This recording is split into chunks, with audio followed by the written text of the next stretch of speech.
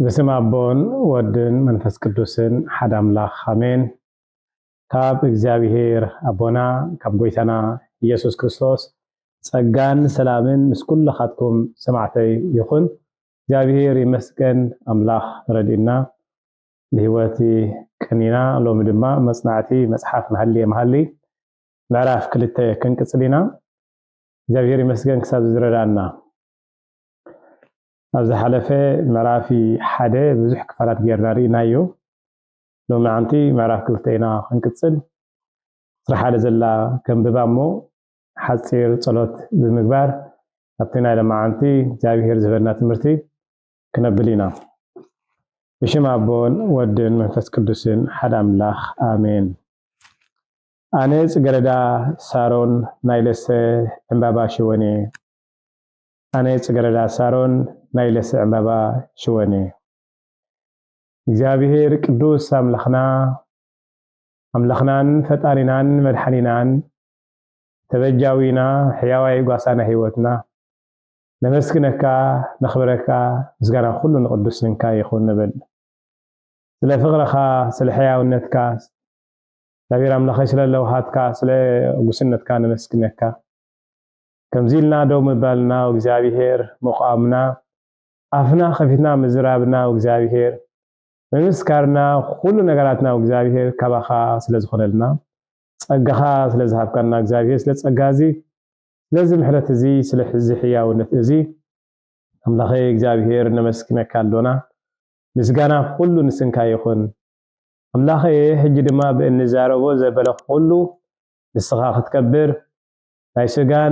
ስጋዊ ሓሳብን ዓለማዊ ሓሳባትን ጸጥ ኢሉ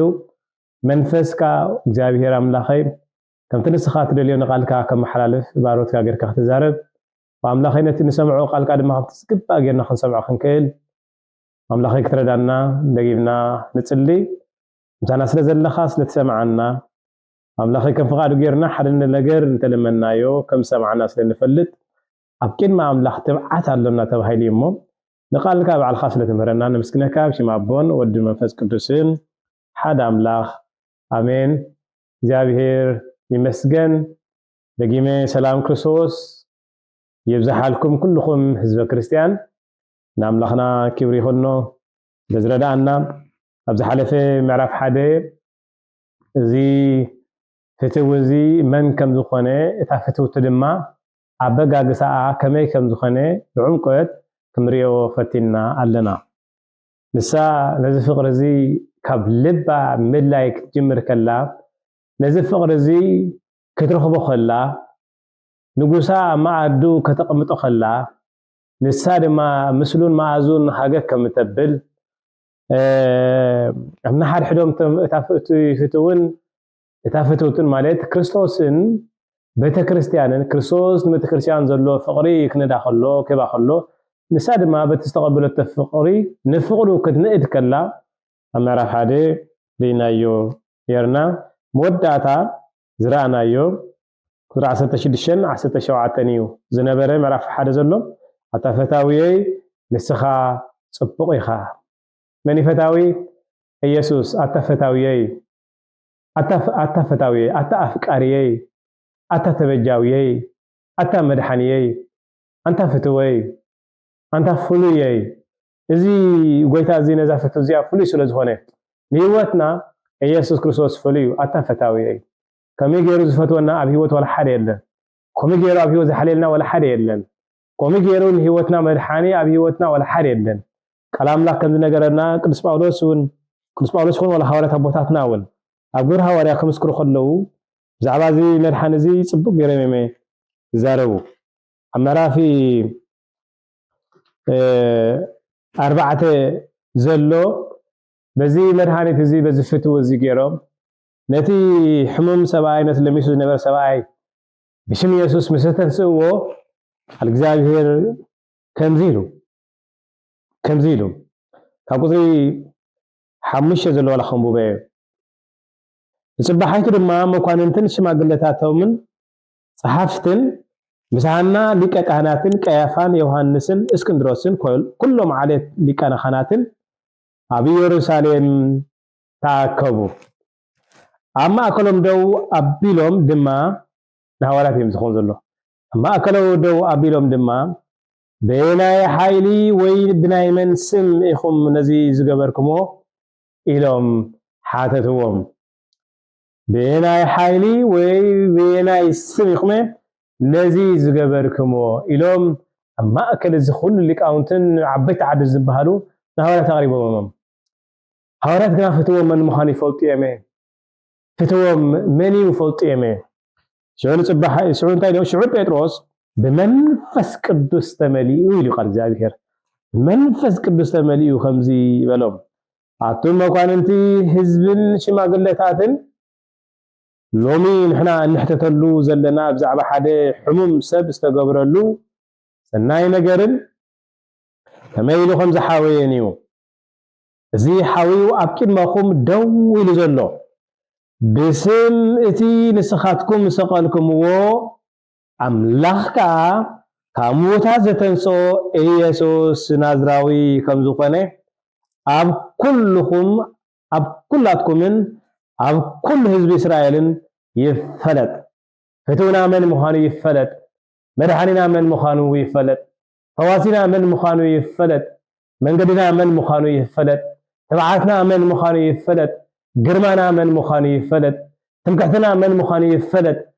اما ابيك يفلت ابيك يفلت ابكن مخم دو يلزلو بسم تنسخاتكم سقالكم املاحكا كاموتا زتنصوب إيسوس نازراوي كم زخانه اب كل خاتكمن اب كله حزب اسرائيل يفلت هو إيسوس يفلت إيسوس يفلت إيسوس لعلو كل مخاني يفلت نسو انكم انقدي ناب ابو ناتو المخاني يفلت نسو اتلسمس املاح زت عرقه مت عرقه مخانو يفلت إيسوس بينو متكاتا زيبلو نسو هيوت خمز خونه يفلت بزي كريستوس مدحان خمزيلو اب كلكم من اب كل حزب اسرائيل يفلت بزل عالم دما تفلت إيسوس كريستوس نسو اتي مسيح اتي مدحاني اتي نغوس نسيو اب كلهم يفلت لهم هوارات እግዚአብሔር ይመስገን ሞነት እዝጎይ ታዚ اب كلهم فلت يغبو حرمات ኢየሱስ ክፈልጦ ይግቦም ብርታዓት ኢየሱስ ክፈልጦ ይግቦም ናሽን ኢየሱስ ክፈልጦ ይግቦም عبيتين ኢየሱስ ክፈልጦ ይግቦም ኢየሱስ ናይ ኩሉ ኢየሱስ ንኹሉ ኩሉ ድማ ቡን ካብውን ቡን ንዑን ዝተፈጥረዩ ኢየሱስ ንሱ እትመሲሑ እሱ ለሞ ሐዋርያት ካሞታ ዘተሰሶ ኢየሱስ ክርስቶስ ናዝራዊ ኢየሱስ ክርስቶስ ናዝራዊ ከም ዝኾነ ኣብ ኩሉ ኻትኩምን ኣብ ኩሉ ህዝቢ እስራኤል ይፈለጥ ንሱ እትንስኻትኩም ነደቕቲ ዝነዓኩም ወግና ስም ኣዝን ዝኾነ ኦ ኢየሱስ ብዙሕ ተናዓይቆ ኣብ ዓለም እዚ ብዙሕ ተጸሪፊ ኢየሱስ ብዙሕ ተዋሪዲ እዩ ብዙሕ መከራ ተቀቢሉ እዩ እትንስኻትኩም ዝነዓኩሞ ኢየሱስ እትንስኻትኩም ዝነዓኩሞ ኢየሱስ እትንስኻትኩም ዝነዓኩሞ ግና ንሱ እንታይ ዝኾነ ስም ኣዝን ዝኾነ እዩ شعيلهم قصر عسد خلته بؤو كندحن زقبا كالي سم ابتحتي سماي لدكسب ايتو وهبن سلازي دحنت بحدا خالق كتو يلبون دحنت بحدا خالق كتو يلبون معناته بؤو كندحن إنا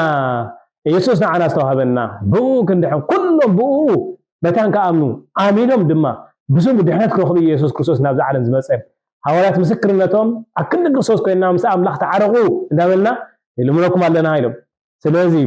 اذا فتوت زيا اذا حوالات زياتهم اذا اغلغلت زياتهم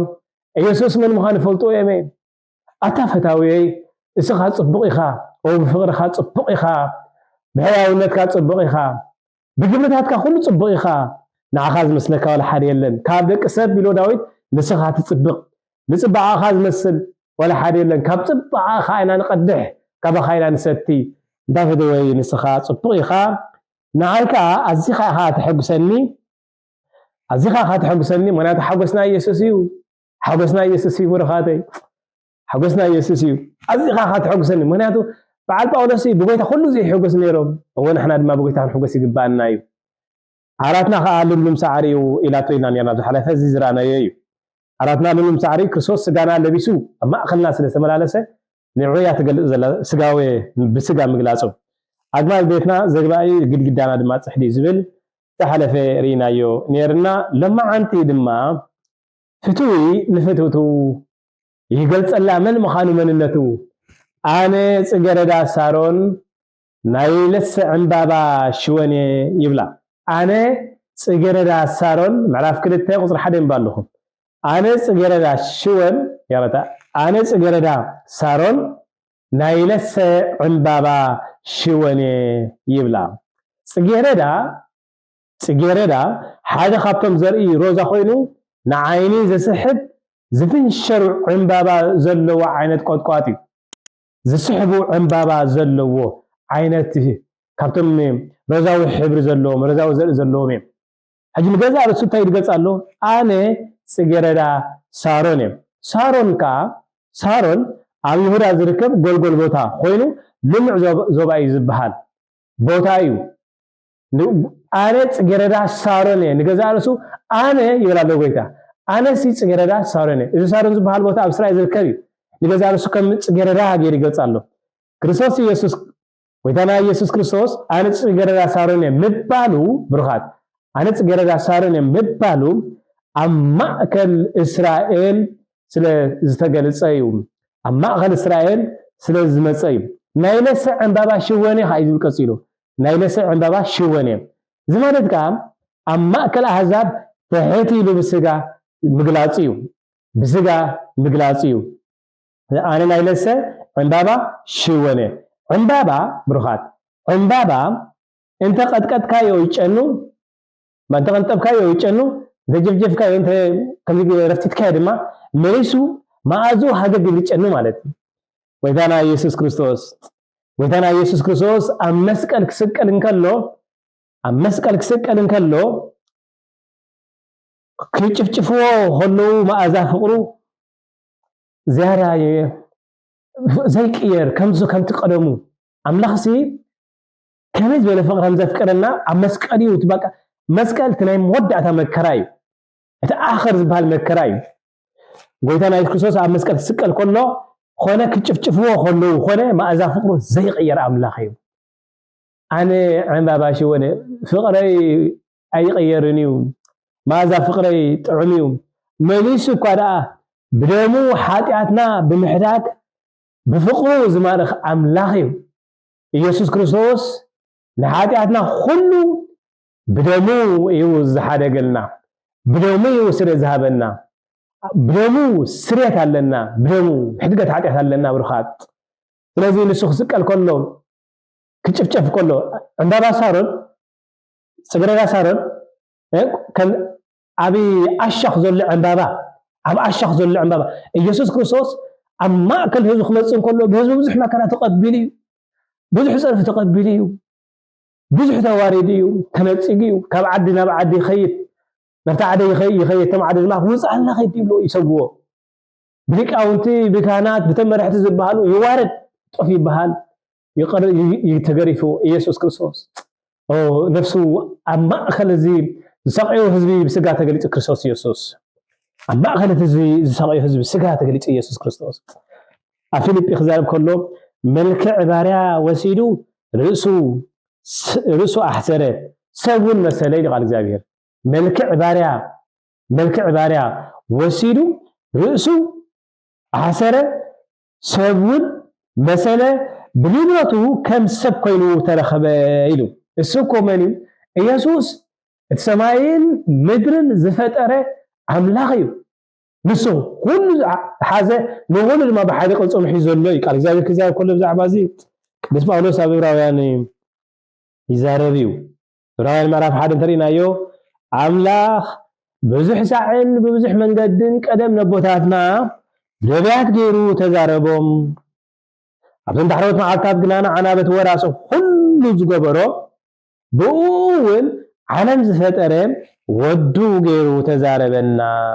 ወልድ ኢሉ ናይ ኣምላኽ ክብሪ ዘንጸባርቕ ንኩሉ ነገር ከዓ ብሓይሊ ቃሉ ዘቕውም በአርአያኡ ፍጹም አርአያ እግዚአብሔር ዝኾነ እዩ ወይብቃ እግዚአብሔር ካብ ኃጢአትና ምሳ አንጻሃና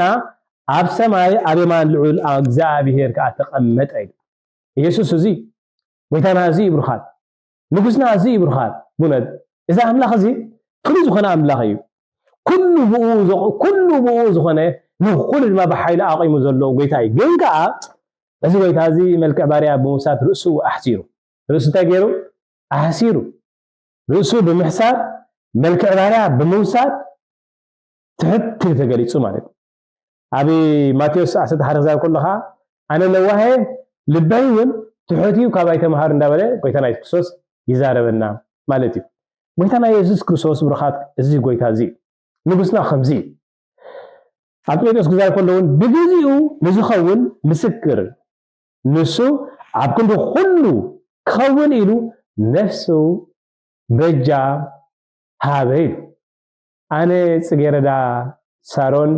ናይ ለስዕ ዕምባባ ሽወኔ ኣነ ጽጌረዳ ሳሮን ኣብ ማእከል ህዝበይ ብስጋ ተገሊጸስ ህዝበይ ግና ዘይተቀበሉኒ ርእሰይ ኣትሕት ብምባል ብስጋ ተገሊጸ ግንካ ዘይተቀበሉኒ ናብቶማቱ መጽተማቱ ግና ይተቀበልዎን ተባሂሉ ኢየሱስ ክርስቶስ ብርኻት ብነት ወይታና ኢየሱስ ክርስቶስ ንሱ ጽጌረዳ ኣነ ጽጌረዳ ሳሮኔ ይብል ኣነ ጽጌረዳ ሳሮኔ ናይ ለስዕ ዕምባባ ሽወኔ ናይ ሓቂ ንዝሪአን ዕምባባ ይማርኽ እዩ ዕምባባ ይባርኽ ክትሪኦ ከለኻ ጽቡቕ ደስ ይብለካ እቲ ንክርስቶስ ናይ ሓቂ ዝሪኦ መምጽኡ ዕላማ ዝፈልጥ ቅድስኑ ንጽህኑ ንሱ ኣበርን እንከን ዘይብሉ ምዃኑ ዘረቡ ጽን ይኽሰምዖ ከሎ ሓደ ሰብ ቃላቱ ክሰምዖ ክመሃር ከሎ ካብኡ ክመሃር ከሎ ካይተማርኻ ይከይድን እዩ ፍቕሩ ይማርኽ እዩ ቃላቱ ትምህርቱ ይማርኽ እዩ ኣብ ቃል እግዚአብሔር ኮነ ጊሮም ናየመ ክልኹ ክሕዝዎ ኢሎም ሊኾምሲ ንሶም ግና ከይሓዝዎ ተመሊሶም ብርኻት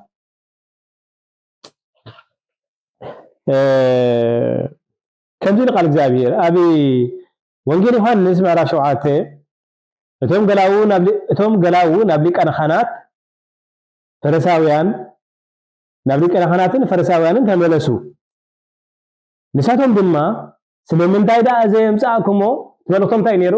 መልእኽቶም ንኢየሱስ ከምጽእዎ እዮም ተላኢኾም ተሰዲዶም ነይሮም ኪዱሞ ሕዝክሞ ምጽኦም ተባሂሎም ኪዱሞ ሕዝክሞ ምጹ ኣምጽዎ ሰብኣይ እዚ ሰብ የስሕት ኣሎ ሰብኣይ እዚ ሰብ ይዋርድ ኣሎ ኣምጽዎ ተባሂሉ ዛቶም ከዓ ኸይዶም ትእዛዛቶም ከኽብሩ ትእዛዛቶም መራሕቶም ከኽብሩ ኣብኡ ምስ በጽሑ ናብኡ ምስ ከዱ ግና እቶም ገላው ናብ ሊቃነ ካህናትን ፈሪሳውያንን ተመለሱ ንሳቶም ግና ስለምንታይ ዳ ዘየምጻእክሞ በልዎም እቶም ገላው ከዓ ከምዚ ሰብኣይ እዚ ገይሩ ዝተዛረበ ኮቶ የልቦን ከምዚ ሰብኣይ እዚ ገይሩ ኮቶ ዝተዛረበ የልቦን ከም ኢየሱስ ገይሩ ሓቅ ዝተዛረበ ሓቀኛ ዝኾነ ህይወት ዝኾነ ወላ ሓደ የለን ከምዚ ሰብኣይ እዚ ገይሩ ዝተዛረበ የለን ዕምባባ ክትሪኦ ከለኻ ከም ዝማርኽ ንኢየሱስ ንዕኡ ጽቡቕ ጌርና ክንሪኦ ክንክእል ከለና ካብኡ ክንመሃር ከለና ቃሉ ወንጌሉ ክንሰምዕ ከለና ናይ ሓቂ እዝነ ልቦናና ናይ ሓቂ ከፊትና ጽን ክንብሎ ከለና እዚ ጎይታ እዚ ክሳብ ክንደይ ጽቡቕ ምዃኑ ንሪኦ ክሳብ ክንደይ ግሩም ምዃኑ እዚ ጎይታ እዚ ንሪኦ ክሳብ ክንደይ ሰናይ ከም ዝኾነ ንሪኦ እዚ ጎይታ እዚ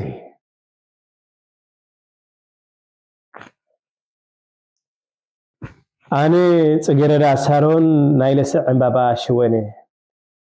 እንተትሪኡኒ ናይ ብሓቂ ምተማርኽኩም እንተትሪኡኒ ናይ ብሓቂ ህይወት ምረኸብኩም እንተትሰምዑኒ ናይ ብሓቂ ህይወት ምረኸብኩም እቲ ቃለይ ዝሰምዕ እቲ በተዘኣኸኒ ዝኣምን ናይ ዘለዓለም ህይወት ዝረክብ ንሱ ካብ ሞት ዘምልጥ ኢየሱስ ክርስቶስ ብነት ኢየሱስ ክርስቶስ መን እዚ ጎይታ እዚ ክመስሎ መን ከም ክርስቶስ ገይሩ ይማርኽ እንተዋይ ፍልስፍና انتواي مهور انتواي لقي ونكرسوس زمسلو انا يبلال غويتنا يسكرسوس انا صغيردا ساروني نايلس عمبابا شوني ቅዱስ ጳውሎስ ኢየሱስ ምን መኻኑ ስለዚህ ፈለጦ እግዚአብሔር አቢ ኣብ ቆሮንቶስ ክዛረበና ሁሉ ቅዱስ ጳውሎስ ከምዚ ኢሉ ቃል መስቀል ለተምጽጠፉ ዕሽነት እዩ ቃል መስቀል ለተምጽጠፉ ዕሽነት እዩ ዳባይ ቆሮንቶስ ምዕራፍ 1 ቁጥሪ 18 ቃል መስቀል ለተምጽጠፉ ዕሽነት እዩ ንዓና ነቶም እንደድሕን ግና ሓይለ ኣምላኽ እዩ ንዓና ነቶም እንደድሕን ግና ሓይለ ኣምላኽ እዩ ሰብ ሓደ ክርስቶስ ዝበሃል ኣብ መስቀል ተሰቂሉ መይቱ እዚ ዝሞተ እዚ ኣብ መስቀል ተሰቅለ ጎይታ መድሓኒት እዩ ፈውሲ ንሱ ብርቱዕ እዩ ንሱ ኩሉ ብሓይሉ ቁልፁ ዝሓዘ እዩ ንሱ ገባር ሰማያትን ምድርን እዩ ኩሉ ዝኾነ እዩ ኢልካ ክትመስክረሎም ከለኻ እዚ ከመይ ገይሩኩም ዝኮንዳ መስቀል ክስቀል ይዝብት ናይ ዓለም ፍልስፍና እቲ ናይ ሰባት ሓሳስባ ማለት ቃል መስቀል ነቶም ዝጠፉ ዕሽነት እዩ ንዓና ነቶም እንደድሕን ግና ሓይለ ኣምላኽና እዩ ምክንያቱ እቲ ፅሑፍ ጥበብ ጠቢባን ከጥፍእ ፍልጠት ፈላጣት ከዓ ከፍርስ እዩ ዝብል ጥበበኛ ዳኣበይ ኣሎ ኣበይ ኣሎ ጥበበኛ ኣበይ ኣሎ ብዛዕባ ህይወት ዝምህር ጥበበኛ ኣበይ ኣሎ ብዛዕባ ህይወት ዘርኢ ጥበበኛ መን እንተዋይ ፍላስፋ እዩ መን እዩ እንተዋይ እዩ ጥበበኛ ኣበይ ኣሎ ጥበበኛ ኣበይ ኣሎ ጥበበኛ ኣበይ ኣሎ ጥበብ ጠቢባን ከጥፍእ ፍልጠት ፈላጣት ከዓ ከፍርስ እዩ ዝብል እሞ ጥበበኛ ዳኣበይ ኣሎ መምህር ሕጊ ከዓ ኣበይ ኣሎ ፍላስፋ ዝዓለም እዚኣ ኸ ኣበይ ኣሎ ፍላስፋ ዝዓለም እዚኣ ኸ ኣበይ ኣሎ ኣምላኽ ዶ ንጥበብ ዝዓለም እዚኣ ዕሽነት ኣይገበሮን እዩ ኣምላኽ ዶ ንጥበብ ዝዓለም እዚኣ ዕሽነት ኣይገበሮን እዩ ጳውሎስ እንታይ ትብል ኣለኻ እንታይ ሰረባእ ክዛብ ዘለኻ እዋ ኣነ ኸመይ ዝምህር እቲ ዓለም ዕሽነት ዝኾነ ንዓና ዘድሕን ሓይሊ ኣምላኽ እዩ እቲ ዓለም ንዑቕ ዝኾነ ንዓና ግና ክቡር እዩ እቲ ዓለም ምንም ዘይኮነ ንዓና ግና ክቡር ነገር እዩ ኢየሱስ ምንባርና ንዑ እዩ ህይወትና ንሱ እዩ ስብከትና ንሱ እዩ ጠመተና ንሱ እዩ ብዘይካ ንስም ጥሙተ የብልና ወለ ትሕት ኢሉስ ከምዚ ዝብል ትሕት ኢሉስ ከምዚ ዝብል ኣይሁድ ምልክት ይልምኑ ኣይሁድ ምልክት ይልምኑ ተኣምራት ይልምኑ ብርሃት ክፉን ዘማው ወለዶ ትምህርትን ተኣምራትን ይዘሊል ጎይታ ጳውሎስ ይብል ኣሎ ኣይሁድ ምልክት ይልምኑ ተኣምራት ክግበረሎም ክነኣምነካ እንታይ ምልክት እንታይ ትምህርት ተርእየና ኸ ይብሉ ኣይሁድ ምልክት ይልምኑ ኣይሁድ ምልክት ይልምኑ ግሪኻውያን ከዓ ጥበብ ይደልዩ ንሕና ግና መን ንጳውሎስ ንሕና ግና መን ክርስቲያናት እቶም ክርስቶስ ናይ ብሓቂ ዘስዕቡ ኢየሱስ ክርስቶስ ንሱ መን ምዃኑ ዝፈለጡ ንሕና ግና እቲ ናይ ኣይሁድ ዕንቅፋት ንኣሕዛብ ከዓ ዕሽነት ዝኾነ ዝተሰቕለ ክርስቶስ ንሰብኽ ኣለና ስብከትና እቲ ዝተሰቕለ ኢየሱስ ክርስቶስ እዩ ስብከትና እቲ ዝተሰቕለ ኢየሱስ ክርስቶስ እዩ ስብከትና እቲ ዝተሰቕለ ኢየሱስ ክርስቶስ እዩ እዚ ንዓለም እንታይ እዩ ዕሽነት ክመስል ይኽእል እዩ ስለምንታይ ጳውሎስ ነትሰብኽ ተተባሂሉስ ቃል ኣምላኽ ከምዚ ኢሉ ነቶም ፅዋዓት ኣይሁድ ኮኑ ግሪኻውያን ክርስቶስ ሓይሊ ኣምላኽ እዩ ክርስቶስ ንሱ ጥበብ ኣምላኽ እዩ ንሱ ሓይሊ ኣምላኽ እዩ ንሱ ጥበብ ኣምላኽ እዩ ወረ ክዛረብ ከሎ ካልእሲ ብዘሎ መዝገብ ጥበብን ፍልጠትን ኣብ ኢየሱስ ተሰዊሩሎ እዩ ዝብል ቃል እግዚኣብሔር ኣብ ኢየሱስ ተሰዊሩሎ እዚ ኢየሱስ እዚ ጎይታ እዚ ብውረት መጎስና እዩ ፅበቕና እዩ ኣብ ኩል ህዝቢ ኣብ ኩል ምእመናን እዚ ጎይታ ዝኽፍለጥ ኣለዎ ኣገልገልትና እዚ ጎይታ ዝኽሰብክዎ ኣለዎም ጳውሎስ ስብከት እዚ እዩ ስብከትና እዚ እዩ ኣዋጅ ንእውጆ ወንጌል እዚ እዩ ንኩል ህዝቢ እንእውጀሉ እነብፅሓሉ ናብ ክርስቶስ ምፁ ንሱ መድሓኒ እዩ ናብ ክርስቶስ ጠምቱ ንሱ እትንኩ ሓቂ እዩ ካልእ መናገፊ የለን ኣይትታለሉ ብእውነት ኣይትታለሉ ካብ ናብ ኮለን እናበልኩም ህይወትኩም ብላሽ ኣይተባኽሉ መድሓኒ ኢየሱስ ክርስቶስ እዩ ፈውሲ ኢየሱስ ክርስቶስ እዩ መናገፊ ኢየሱስ ክርስቶስ እዩ ጽኑዕ መሰረት ኢየሱስ ክርስቶስ እዩ ግርማ ኢየሱስ ክርስቶስ እዩ ጽባቐ ኢየሱስ ክርስቶስ እዩ ሓይሊ ኢየሱስ ክርስቶስ እዩ ኢየሱስ ክርስቶስ መን ኢየሱስ ክርስቶስ ክመስሎ من ولا حد يبلا يسوس أنا يبلا لنسو سجردا سارون كم نايل سعن بابا شواني أنا سجردا سارون نايل سعن بابا شواني أموتوني فلتوني رأيوني يبلا لو بيتنا يسكسوس مزمور راوي تايلو مزمور راوي لو هات كايلو مزمور سوسان شدشتن سوسان سلسان يبتا سوسان سلسان قصري سلسته لو هات كابيوات يبلس إمو لو هات كانتاي كابيوات يبلس إمو كنافري كود سخا إيني لو هات كابيوات يبلس إمو نعايزن برن لو هاتيو بيوت تغسلني لو هاتيو بيوت زنبرن زلو سالا صقا እግዚአብሔር سالا محرت እግዚአብሔር احنا ننبر لنا እግዚአብሔር ይመስገን አቦ ጌታና ኢየሱስ ክርስቶስ ብሩክ ይኹን ቃል እግዚአብሔር ከም ዲሉ እቲ ብዘሎ መንፈሳዊ በረኸት በክርስቶስ ኢየሱስ ገይሩ ኣብ ሰማያት ዝባረኸና አምላኽ ብሩክ ይኹን እዚ ጎይታዚ ኣነ ጽገረዳ ሳሮኔ ናይ ለስዕ ዕምባባሽ ወይኔ ይብለና እግዚአብሔር ይመስገን ቅዱስ እግዚአብሔር አምላኽና ነመስግነካ ጎይታዬ ኣብ ማእከል ህዝብኻ ኣብ ስጋ ሰግደስካ ትሕት ዝበልካ ብዙሕ ተጸረፍካ መከራ ተቀበልካ ንስለ ኃጢአትና ኣብ መስቀል ዝሞትካ ዓበይ ፍቅር ዘፍቀርካና ጎይታዬ ነዛ ፍቅር እዚኣ ክንርዳ ነዛ ሕያውነት እዚኣ ነዛ ጸጋ እዚኣ ክንርዳ ክትረዳአና ዓይንቱ ልባና ከተብርህ እዚ ዝገበርካዮ ምድሓን ኣብ ኩሉ ከነፍልጥ እግዚአብሔር አምላኽና ኣምሮና ኩሉ ከተብርሆ ልጽሊ እስኻ ኣብ ጸልማት ብርሃን ይኹን በለ ብርሃን ድማ ኾነ ዝተባህለልካ ሕያው አምላኽኻ እስኻ ንጸልማትና እትቆንጥጦ ብርሃንካ ድማ ትመልኦ ጎይታዬ ኢኻ እሞ ጎይታዬ ህዝብኻ ናብ ዝሓቅ እዚ ናብ ዝብርሃን ዝመጽእ ክትረድእ ንጽሊ ለትረዳአና ለዝግፈና ጸሎትና ስለተሰምዕና መስክረካ ብሽም አቦን ወድን መንፈስ ቅዱስን ሓደ አምላኽ አሜን